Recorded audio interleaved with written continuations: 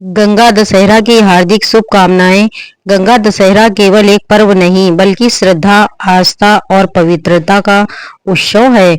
यह वह शुभ दिन है जब मां गंगा स्वर्ग से धरती पर अवतरित हुई थी और अपने पावन जल से समस्त मानवता को मुक्ति का मार्ग दिखाया था। कहते हैं इस दिन गंगा जी में एक बार डुबकी लगाने से 10 प्रकार के पापों का नाश होता है।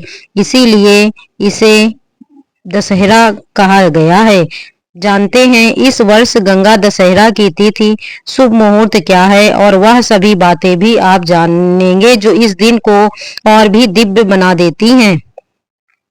कौन कौन सी ऐसी 10 वस्तुएं हैं जिनका दान इस दिन आपको करना चाहिए और किस शुभ मुहूर्त में आप दीपदान करके गंगा जी में दीपदान करने का पुण्य प्राप्त कर सकते हैं। हर वर्ष ज्येष्ठ मास के शुक्ल पक्ष की 10वीं तिथि को गंगा दशहरा का पर्व मनाया जाता है और इस बार 10वीं तिथि प्रारंभ होगी 4 जून बुधवार की रात 11:55 से और 5 जून को पूरा दिन 10वीं तिथि रहेगी और 10वीं तिथि समाप्त होगी 6 जून शुक्रवार को सुबह 2:15 पर।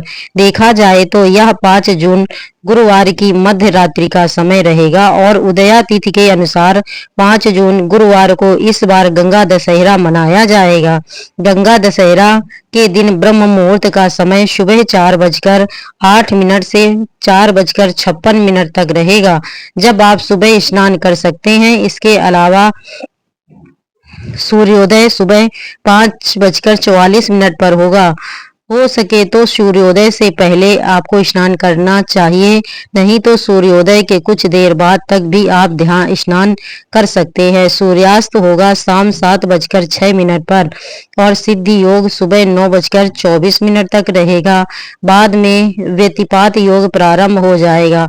व्यतिपात योग को केवल पूजा पाठ और जाप आदि के लिए शुभ माना जाता है। बाकी कोई भी शुभ काम को करने से व्यतिपात योग में बचना चाहिए और इस दिन हस्त नक्षत्र पूरा दिन रहेगा। अभिजीत मुहूर्त सुबह 11:58 से दोपहर 12:52 तक रहेगा, जब आप इस समय से कथा का श्रवण कर सकते हैं और दान आदि दे सकते हैं। इस दिन बहुत से लोग श्री सत्यनारायण भगवान की कथा का पाठ भी करते हैं और अभिजीत मुहूर्त इस कार्य के लिए उत्तम रहेगा।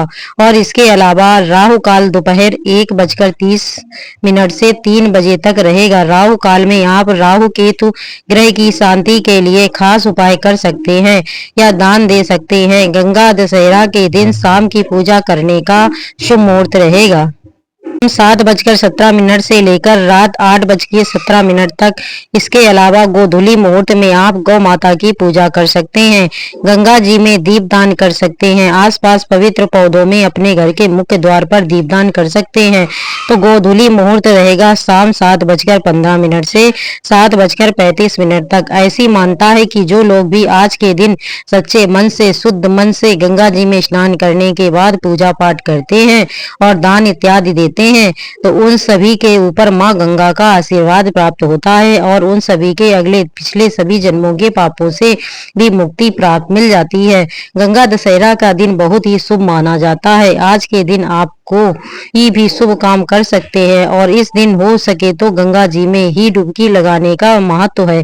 अगर गंगा जी में डुबकी ना लगा पाए तो नहाने के पानी में गंगा जल मिलाकर उसके बाद सूर्य देवता को अर्घ दे और मां गंगा का ध्यान करें। फिर आप अपने आराध्य देवी देवताओं के साथ भगवान शिव और मां गंगा का पूजन करें। ओम श्री गंगे नमः का जाप करें।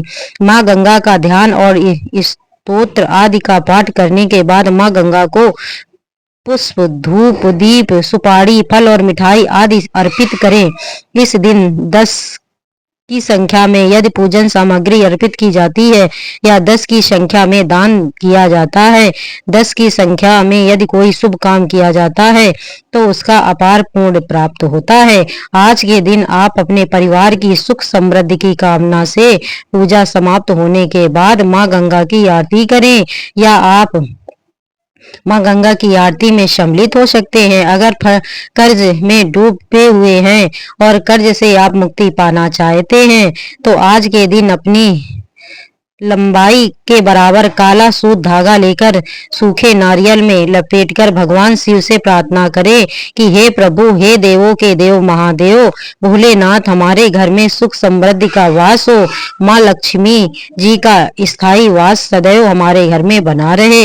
हमें कर्ज से मुक्ति मिले। हमारे ऊपर जितना भी कर्ज है हे भोलेनाथ, उसे आप जल्द से जल्द दूर करें, हमें उससे मुक्ति प्रदान करें। इसके बाद ऐसी कामना करके उस नारियल को धागे सहित गंगा जी में प्रवाहित कर दे। ऐसा करने से कर्ज से बहुत हद तक मुक्ति मिल सकती है और धन आगमन के नए रास्ते भी आपको प्राप्त हो सकते हैं। और आज के दिन शिव मंदिर में जाकर शिवलिंग पर गंगा जल से अभिषेक करने के बाद थोड़ा सा जल बचाकर लाएं, पूरे घर में छिड़काव करें। ऐसा करने से भी आपके घर में यदि नकारात्मक ऊर्जा है तो वह भी दूर होगी। दोस्तों, उम्मीद करती हूँ मेरा ये वीडियो आपको पसंद आया होगा, तो प्लीज लाइक और सब्सक्राइब अवश्य करें। धन्यवाद दोस्तों।